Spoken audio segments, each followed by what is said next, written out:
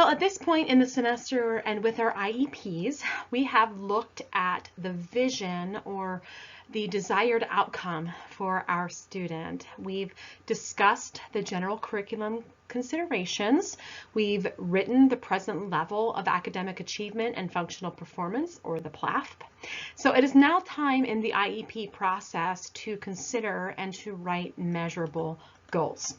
So once the team has written the present level and they've considered all of the underlying conditions that are involved therein, goals can then be created. You know, goals are the reason why really thinking about the student's present level is so very important. See, if we don't know how the child is doing right now, at this point in time, then how can we make good decisions regarding how to help him or how to help her throughout the course of the next school year? So I like to think of a present level like this. I like to think of a present level as providing me with a snapshot in time of the student. And the goals then are the blueprint for my teaching.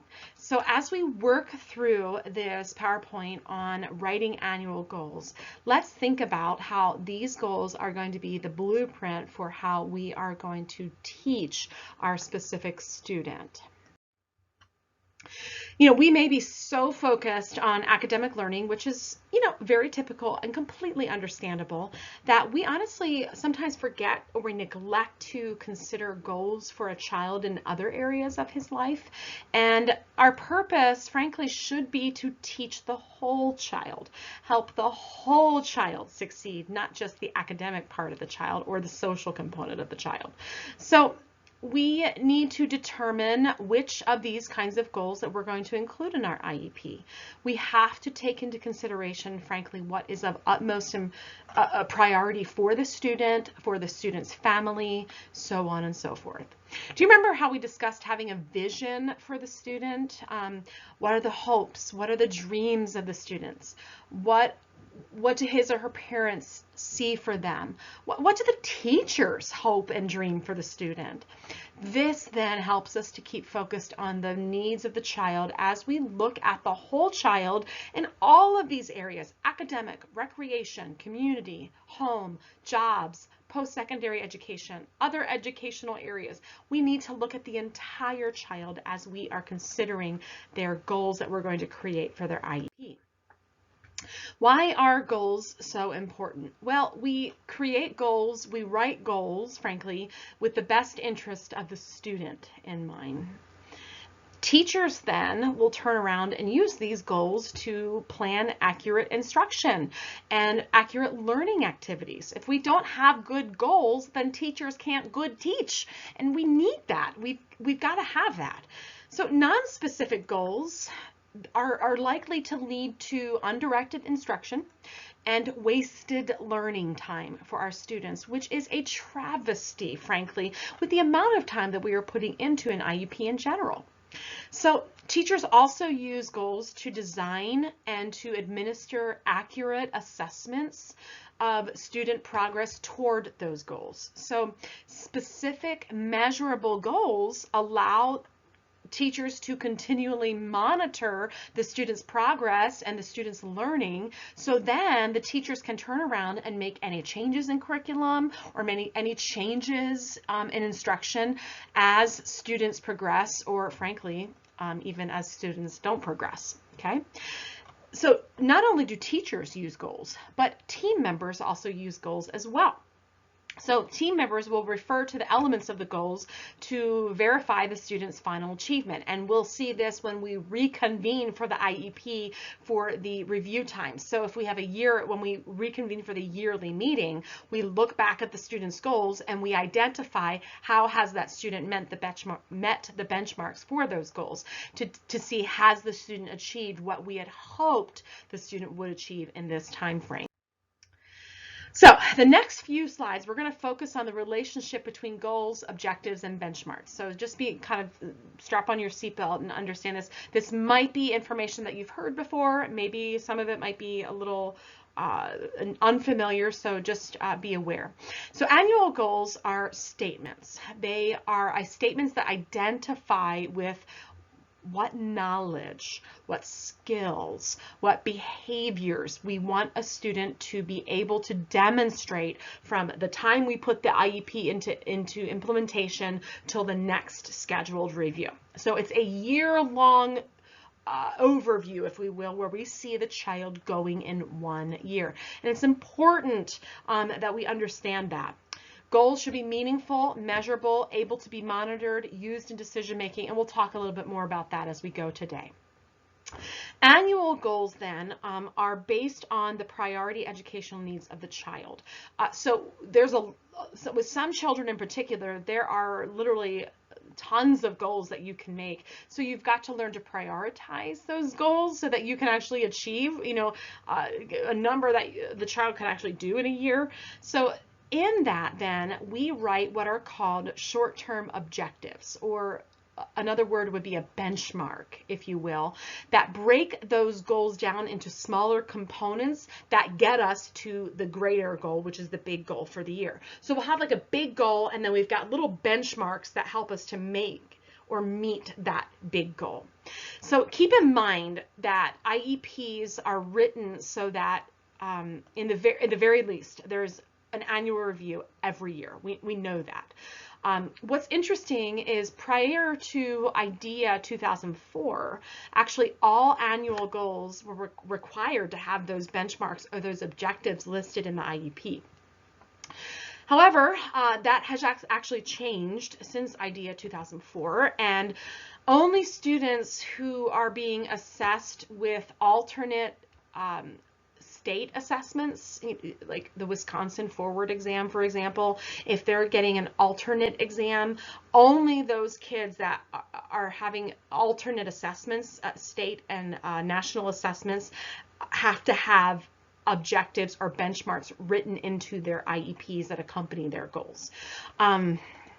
Frankly, this is a bone of contention in the field of special ed. A lot of special educators disagreed with the kind of loosening of this in IDEA 2004, and they frankly will say things like, if we don't have benchmarks, then teachers could potentially miss key elements in a student's progress, or they might miss the need to change their instruction or change, what the child is learning to fit the needs of the child as they grow, as they progress, or as they don't progress. So a lot of teachers will actually say, special education teachers will say, you know what, yeah, the law doesn't require us to have benchmarks on our IEPs, but frankly, best practice says break the goal down into logical, measurable parts or objectives or benchmarks, if you will. So for our purposes, we are going to do that when we write our goals on our IEP. We are going to actually have some logical, measurable benchmarks to meet the final goal because that is considered best practice in special ed. So as we think about our students, we can often, as I mentioned before, kind of come up with lots of goals that we can work on. I mean, the sky's the limit, frankly. But we want to choose the ones that are, frankly, of the most importance to the success of the student, the long-term success of the student. So, compare it. I like to compare it this way. Let's talk about New Year's resolutions, okay? I don't know if any of you have ever made a New Year's resolution, but sometimes it's frankly hard to kind of keep it all in perspective when we make those resolutions. Usually we have, great ideals and like we're really gung-ho about it when we first make it, but we usually end up with resolutions that encompass more of the big picture of our lives. And,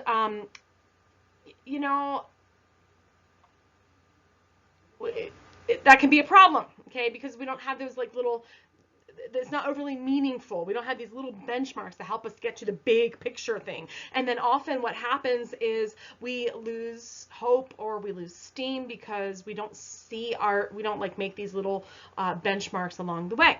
So now a big distinction here obviously is that New Year's resolutions fade, okay? And sometimes they fade sooner rather than later. But IEP goals, they stick around for a year. So they've got to be meaningful. They have to specify a level of performance for the child that is reasonable. We've got to be able to, okay, can the child actually get here? It's not some like pie in the sky kind of a thing. Also meaningful, is this necessary for success in school? Do they need to have this goal mastered in order for them to continue making gains in the gen ed curriculum? And then finally, frankly, we do need to consider the thoughts of the family. Does the family believe this goal is important? And if not, we need to know why, and we need to discuss that. Is the goal measurable? And this is, you're going to hear, this is kind of like a squeaky wheel, but you're going to hear this over and over and over again when it comes to goals. Is it measurable? So a good question to ask myself about whether or not a goal is measurable is to say this: what would I do to see if the child has accomplished this goal or objective? And then I can know it's measurable. So does it reflect performance or behavior that you can count, you can measure, you can observe? Okay. If not, then you need to rethink it. Okay. You need to rethink your goal or your objective. Okay. To measure something is to perform an action of some kind. So let's look at this goal here. We've got Rocky here. We've got two different goals. So let's talk about which of these two goals will be considered measurable. Rocky will learn to cope appropriately when teased. Or Rocky will make an appropriate response and walk away. Which example goal is measurable? Okay, well, I would say the second one is measurable because we can see Rocky perform the action. And any person who works with Rocky would know that the goal was being met if upon being teased, Rocky walks away without saying anything. Okay, so that's kind of the idea here. We've got to be careful to write our goals in such a way so that we can use terms that are things that they can do. Action words. So saying things like will improve or will increase are not specific enough to describe what the student can do. So we've got to be careful with that. Also, we also do need to be positive. We want to say things, write a goal in such a way to say what they can do, what they will do, not what they won't do. So we want to keep the negative out of writing a goal, but we've got to make sure that our language is clear. It's not vague. It's action oriented. So how do we monitor goals? We've got to be able to monitor students' goals so we can determine their progress, okay? Or frankly, even their lack of progress. And then sometimes we have to adjust our instruction accordingly. So some of the more common data collections are found in IEPs are some people do daily, some people do weekly, some people do bi-monthly, some people do bi-weekly, some people do monthly. So there's all kinds of ways, but there's got to be multiple increments in where we're measuring progress along the way. So it's got to be able to be monitored frequently, and this is where doing those short-term objectives or those short-term benchmarks really help us to be able to monitor the student much more ably, if you will. It makes more sense for us to be able to do that, even though it's not required by the IDEA. It's just considered best practice. What other things do we want to monitor? The rate of learning, the response to the teaching methodology that's being used, the response to prompt or cues or fading, their response to whether or not they had to go back and revisit another goal because they're not achieving well, or even because they achieved it earlier than we expected them to achieve it. Whether there is generalization of the skill that they are learning. In other words, they're able to apply the skill in other contexts beside the context that they're learning it in. So there are different ways that we can monitor goals. So is the goal meaningful? Is it measurable, and is it useful? Does it facilitate decision making about the student's education or the IEP effectiveness? Okay, got to make sure that it's useful. Something that doesn't do anything for their general education curriculum or their social adaptation, why are we going to include it? Okay, we need to make sure that the language is easily understood by all IEP members. So again, going back to the idea, being careful to avoid jargon, and it should be able to pass what's called the stranger test. So in other words, a stranger, when I show the goal to a stranger who does not know the child at all, they should be able to understand what it means and how it might look in a classroom setting without having to be biased about that student and their situation. So some of the steps in writing our goal. So where do we start? How do we begin even writing a goal? Well, in writing the present level, you've already collected the information that you need to be able to effectively write goals. So we need to go back and reread the present level. Okay, let's reread over the present level that we created for our student. And then we also further examine some things that are related to the present level. So their curriculum, their assessments, any of the state assessments, classroom assessments, their eligibility data, their work samples. Sometimes we have to look back at the IEP that they had before, if they're a student that's been on an IEP for a while. Grades, referrals, attendance, so on and so forth. So by rereading the present level and then further examining all of this data, we're then better able and better prepared, frankly, to be able to write goals for the upcoming year. Again, remember, goals have to come out of the present level. So it makes sense that we have to go back and review the present level to be able to write effective goals.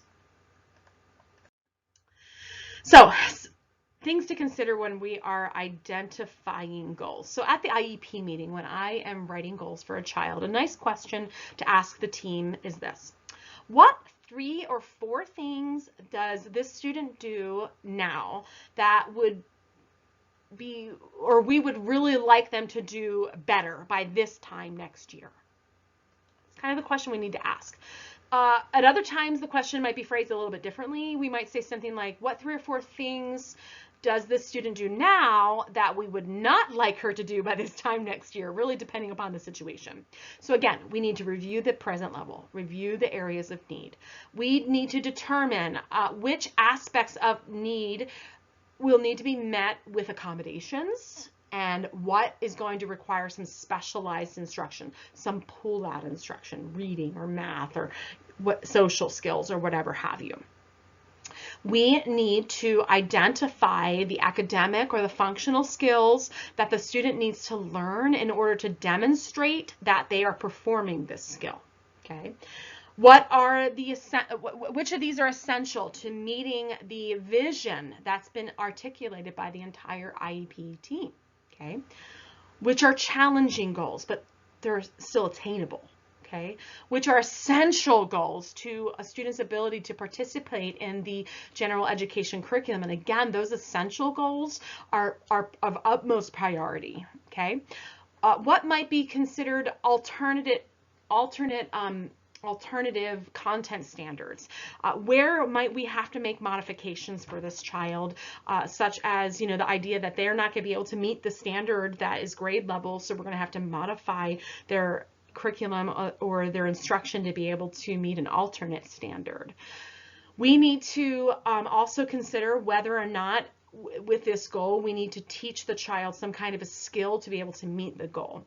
And then, we need to honestly think, okay, what can we realistically accomplish in 1 year? Yes, we need to focus on things that are challenging so that the student is making gains and appropriate gains, but we need to come up with goals that are attainable, that won't discourage the child from performing.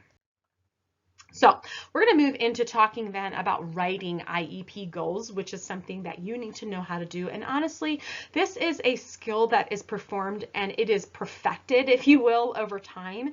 This is not something that you are going to be good at overnight. This is something, as you get practice with this skill over the years, you will become more and more comfortable with this.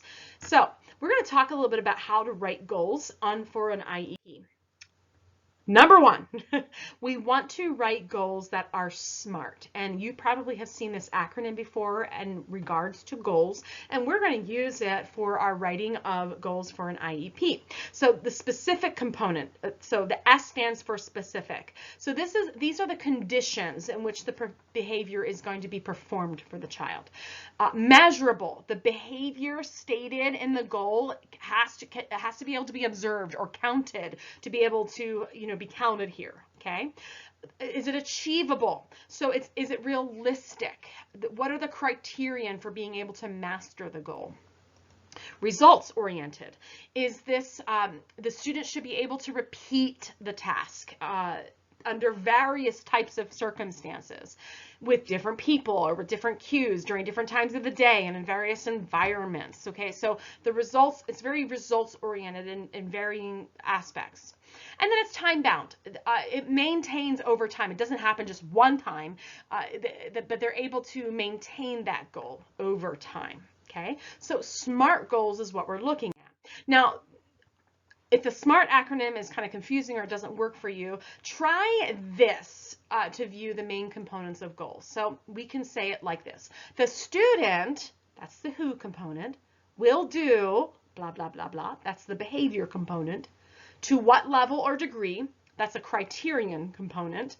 Under what conditions and time frame, and that's the conditions component. Okay, this helps us to be able to understand, the who, the what, with what success, and in what situations when we're talking about a goal. And as we go through this discussion, and as you see some examples of well-written goals, you'll see this kind of framework, if you will, in these goals.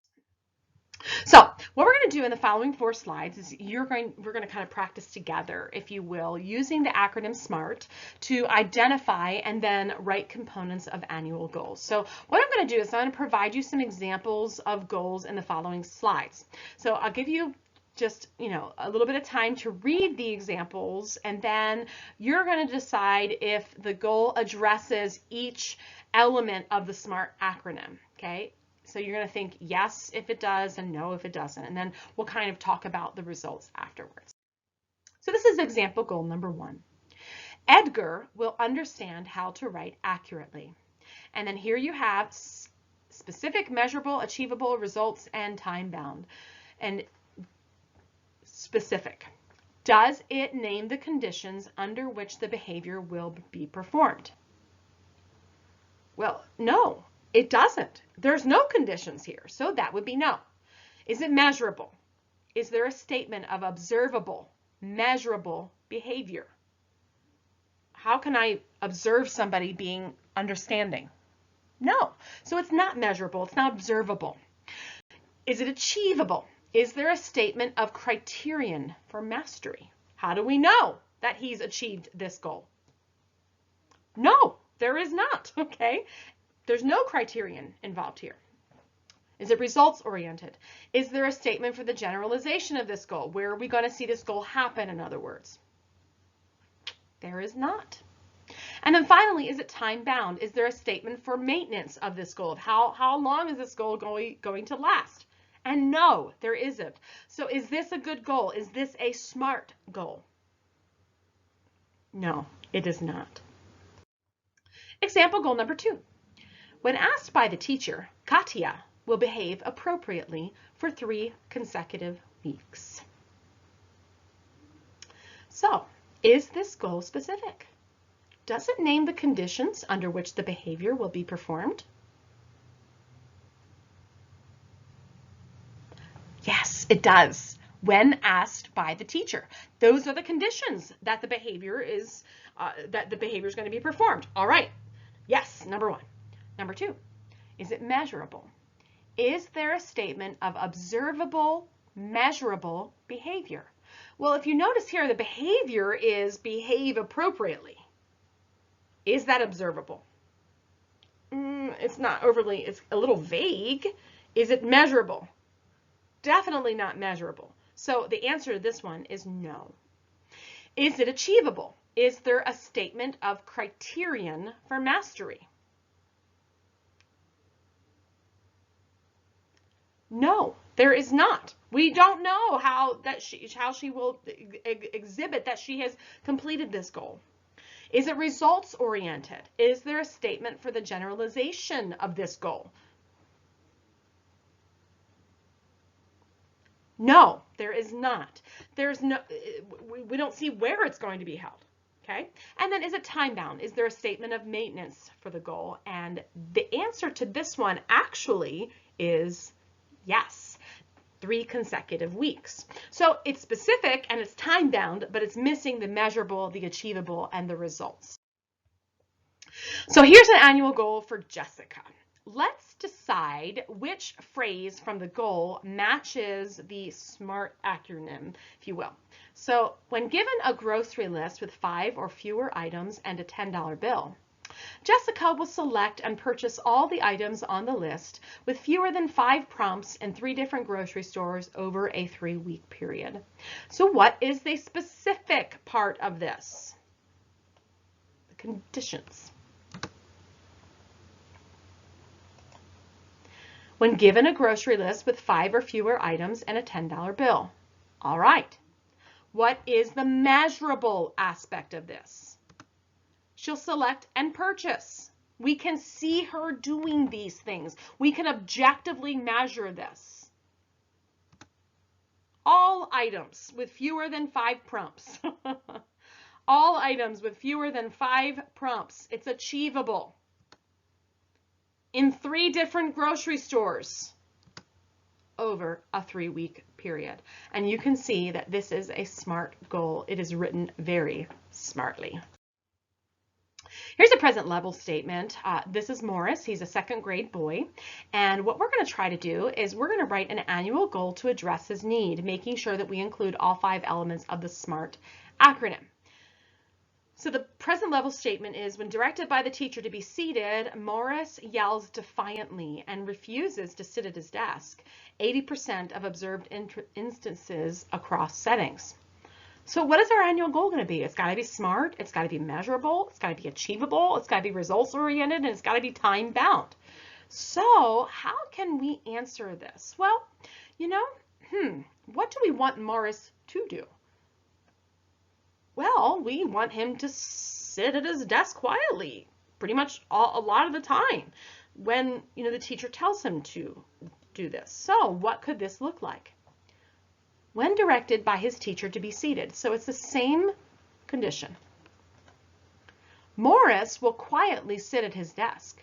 Can this be observed? Yes. Can it be measured? Yes. Within 5 seconds. Is that achievable for a 2nd grade boy? Yes. 90% of the instances over a 4-week period. Notice here, beautifully written goal, okay? Beautifully written goal. In this one, we included the idea of 5 seconds. The goal here is for him to quickly and quietly respond to the teacher request, by the way. Depending on the team members, also, they might decide on a lower percentage, like 80% rather than 90%. And again, that is, going to be something that we can kind of talk about as we go. But again, another very well-written goal. So, writing measurable goals. We need to determine the skill the student requires. Okay, then we need to decide how far and by when, our measurability, if you will. We need to determine benchmarks, so the milestones, the objectives that student is going to meet or to reach to get it to that annual goal. We need to determine the evaluative criteria. How are we going to be able to know whether or not the child is meeting the goal? How are we going to monitor progress? We need to determine evaluation procedures. So behavior charting, observation, all of these things will help us in that way. And then we need to determine the schedule of when we're actually going to measure the student progress. And I will say, generally speaking, best practice, at the very least, you should be measuring goals and determining or evaluating the progress of a student at least once a quarter. Best practice, honestly, says weekly, but once a quarter at the very least for special ed goals. So short-term objectives here. Remember talking about those little benchmarks that kind of get us to the broader overall goal. So goals are the broad statements of what the student can do by the end of the year, and then the objectives are the skills that the student has to master in order to reach that goal, if you'll remember that. Okay, so these short-term objectives then provide a map of the path that the student is going to take to attain that annual goal, and they're very important. They link the present level to the annual goal. They get us there, okay? It's not like this big giant leap, but we have like these little incremental steps to get us there. So they help us to get toward achieving the goal. Another way of looking at this might be looking at it like looking at a ladder. Bateman and her are some special ed psychologists who suggest that thinking of a ladder when we're trying to visualize the relationship between goals and objectives. So we then think of the bottom rung as where the student's present level right now is, and then the top rung would be the annual goal. So as we start from the bottom rung, we work through the various objectives which continue to build upon each other until the goal, frankly, is ultimately reached. Okay, so and the rungs in between the two represent the short-term objectives. So if you write the present level, and then you write the objectives and you write the goal on the rungs of the ladder, and then you turn it sideways, you'll see a horizontal version of the progression, and it's kind of a nice visual picture of that. So a template for writing a short-term objective might be the student is going to do this, to what extent, over what period of time, as evaluated by this way, on this schedule. That's kind of a short-term objective. And again, as we work on our IEP goal together, we will work on creating some of those short-term objectives. So let's look at an example here. Sarah will maintain an appropriate social distance when speaking to another person for 10 minutes without reminders or cues. This is her annual goal. Okay. Objective. Given direct instruction and practice and a concrete visual cue, i.e. tape on the floor, Sarah will maintain an appropriate social distance when speaking to another person in a series of role-playing situations for 3 minutes 100% of the time, given intermittent social praise as a reminder and to reinforce appropriate behavior as evaluated through behavior charting for a period of 4 weeks. It's a honkin' long short-term objective, but it obviously gets us from one rung of the ladder to the next rung of the ladder. So this is an excellent example. Let's write a measurable goal from a present level statement. So let's look at John here. I think we've looked at John in another, when we talked about present level, we looked at him a little bit. But you can see this here. John can count to 50. He can count objects to 50. He can recognize and write numerals 0 to 9, and he can group objects in sets. He recognizes a line, a square, and a circle, but not a triangle or a rectangle. He cannot add or subtract 2-digit by 1-digit problems without regrouping, and has not attempted multiplication. These difficulties in math inhibit his progress in the general education curriculum. So our cue here, number 1 in the present level, John can't count above 50 or write numbers above 9. Which are skills that are mastered by most first graders. So an annual goal could look like this. When directed by the teacher, John will rote count and write numbers to 120 with no errors, 3 out of 3 trials over 2 consecutive weeks. A second cue from the present level, notice that John couldn't recognize a rectangle or a triangle, which is something that, again, is a skill that is mastered by this time in his education. So an annual goal might look like this. Given a sheet of geometric shapes, John will correctly mark a rectangle, triangle, cube, and cylinder 2 out of 2 consecutive trials over 2 weeks. And then our third cue from the present level is John cannot add or subtract 2-digit by 1-digit problems without regrouping. Another goal would be this. Given 10 addition and 10 subtraction problems, 3-digit by 3-digit with regrouping, John will solve and write 9 out of 10 answers correctly, 2 out of 2 consecutive trials over 2 weeks. Okay, again, each of these goals is SMART. They're specific, they're measurable, they're achievable, they're results oriented, and they're time bound. All right, let's look at Tahib a little bit here. Here's one part of a present level statement for Tahib. He is a first grade student, and we need to write an annual goal to address his need here, making sure that we address the SMART acronym, as well as creating 3 short-term objectives. So keep in mind that those short-term objectives break down that big annual goal into those sequential components.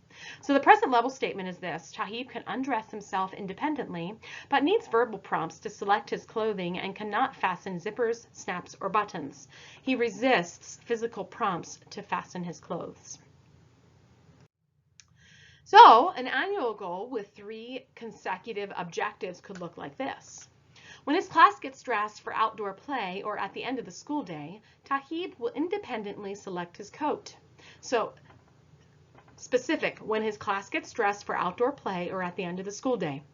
Tahib will independently select his coat, put it on, and fasten it unprompted. Measurable. Within 3 minutes. Achievable. 4 to 5 times weekly with 2 different styles of coats. Results oriented over a period of 4 weeks. Time bound. So the first objective might be that gets us there is within 1 minute, Tahib will select his coat from the coat rack without verbal prompting in 4 to 5 attempts with 2 different styles of coats. That gets us 1 rung up. The next rung up then builds on that. Within 2 minutes, Tahib will have selected his coat from the coat rack and correctly put it on, and the next rung. So you'll notice that objective 3 is the, actually I really, this is kind of, so what we do is we put it in such a way where objective 1 gets us closest, is the closest to the annual goal, and then we kind of go from there. So objective 3 is the farthest from the annual goal. It's that bottom rung, if you will, and then objective 2 builds on that, and objective 1 builds on that, and then the annual goal is the thing at the end. Examples of conditions or behaviors to include in goals. I'm just going to give you, you can say things like when directed by the teacher, or when he's given this, or when presented with this, or upon this. Just we're thinking of cues or setting ideas that are going to help trigger the child to be able to achieve the goal. We have got to use observable specific behavior. We need to avoid vague language, things like thinks, understands, feels. We cannot observe, we cannot, that is not specific. We use things that we can see and we can hear. That's what's observable, and that is what is specific. When we're thinking about the criterion, we need to use percentage, rate, frequency terms. And you've noticed that in all of the goals that we have talked about up until this point. So we need to make sure about what the best criterion to measure the goals. So measuring the number of math problems completed in 1 minute, or the time lapse between a stimulus and a response. It's really important that we're thinking on those terms.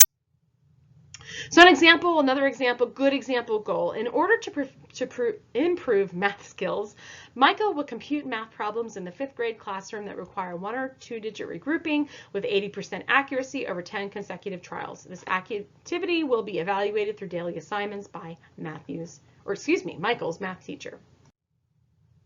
You probably noticed, I'm noting here that the previous sample goal included grade level standards and benchmarks.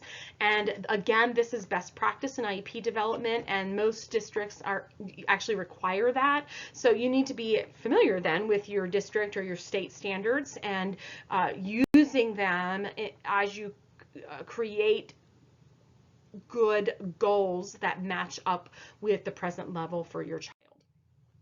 Providing you with some goal banks that we can use to help create effective goals. Hey, it's my mantra that why reinvent the wheel if we don't have to?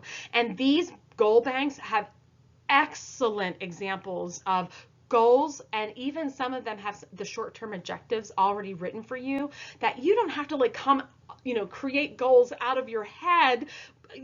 There are banks out there where people have been doing this and they have them, and use these kinds of resources to help you create goals that are effective, smart, frankly, smart goals. All right, I've actually referenced a lot of things in this PowerPoint, so I want to make sure that I had a good references page. So this is writing annual goals. So as we move into the IEP process now and writing our annual goals for our case study student, we need to make sure that we are pulling them from the present level and that we are writing goals that are smart, specific, measurable, achievable, results-oriented, and time-bound. And I look forward to watching us all go through that process.